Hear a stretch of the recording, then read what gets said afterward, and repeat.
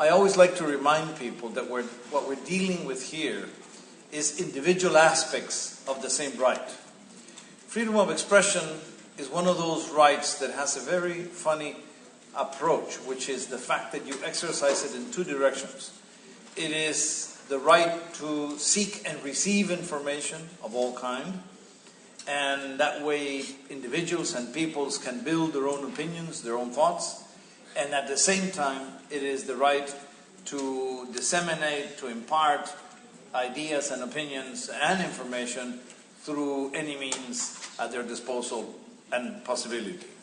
And this is crucial because in that double way, it is very clear that normally we're looking at freedom of expression on the second half, on the idea of presenting my views, my opinions. But normally we lack to develop the right of accessing information as part of this same freedom. The idea is that you combine the freedom of opinion with the freedom of expression.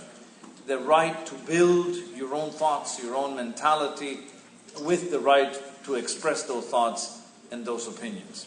This obviously deals with freedom of the press, that as was mentioned today, we celebrate on May 3rd, as a means not only of expressing the opinion of a particular medium or of the journalists that do the investigation or the writing, but also as the right of society to be well informed with diversity and plurality, and to build their own conclusions and to draw their own conclusions.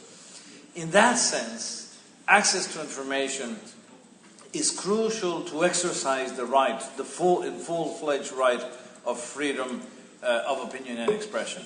And this is why access to information is a right in itself, integral to this general right. Obviously, we're talking about legislation in many countries and the possibility of legislating this access. But clearly, and here I congratulate this initiative, it has been a very difficult subject. Because in the past it was always seen as everything the state does should in general be kept secret and only with exceptional possibilities be made public. What we're presenting today and what is the norm and what is proposed in this declaration is exactly the opposite. Everything that the state does in the public domain and for the public interest should also be known and accessible to the broad public. Public officials are no longer the authority that impose their decisions. Public officials are the public servants, which are responding to the needs of the population that they represent. And in this sense, when we talk about information, we're not only talking about, which is normally what people are thinking in terms of the accounting and the accountability of public funds and public resources, but we're also talking about the way that political decisions are made, or that public policies are established, or whether there's mechanisms of consultation or not, or who has the final word in making a decision. But this right to access information goes beyond the state and beyond public information. Also goes to those entities that are using public funds and public resources, corporations that have big contracts paid by the state, corporations that have concessions to mine or to exploit natural resources that belong to the state, or that will have some form of work that will affect the environment and therefore affect the rights of all the population in a region or a country. So progressively we saw that the openness should be the rule, and that the people should have the access and the right to access all information relevant to them through the press, but also in a very direct form.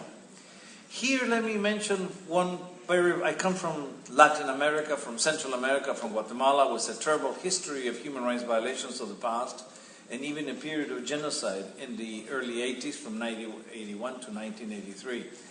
And it is very relevant for the victims here of all human rights violations to be able to exercise the right to truth. My first trip to South Africa was exactly 15 years ago, and was exactly to Cape Town.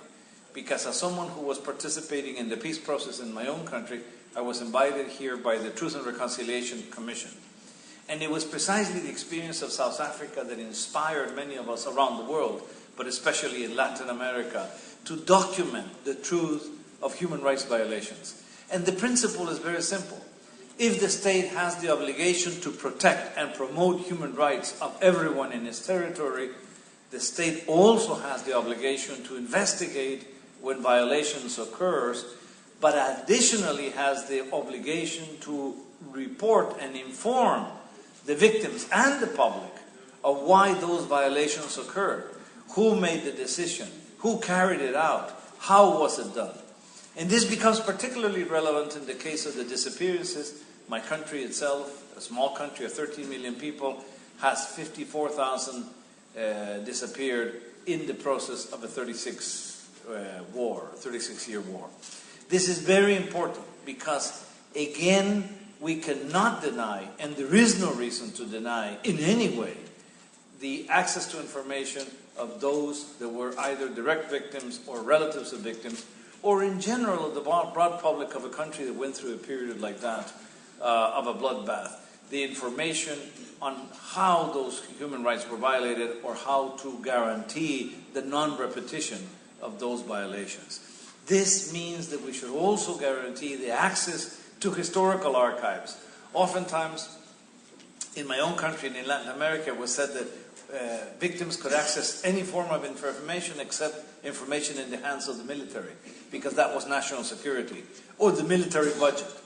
It is my position, and I have been making it public in Geneva, the Human Rights Council, and in the General Assembly, is that nothing should be kept confidential except in very few, very qualified, established by law exceptions that do present a risk for national security, that do present the risk for violations of the rights of people.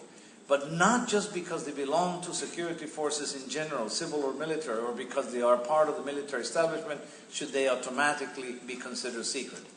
And never, never, in the case of historical information or archives related to violations of human rights done by security forces, military or civilian. And this is essential when we talk about the right to access information.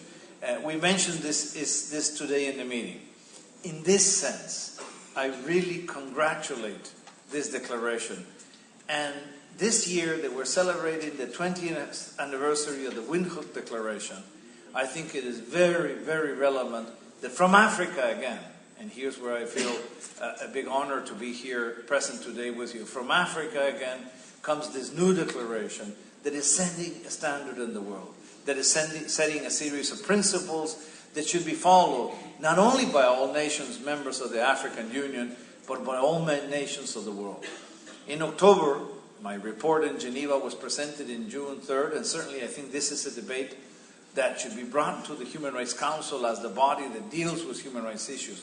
But in October, on October 20th, my report to the General Assembly, it will be also a big honor for me to be able to mention this. Rapporteurs should not only criticize states, which we do very often, because there's many reasons, but rapporteurs should also take pains in drawing attention to the good practices and to the good examples. And today, I must say that in the city of Cape Town, at this moment, with this declaration, if it's passed, the declaration is setting a wonderful standard of which Africa in general should feel proud. Thank you.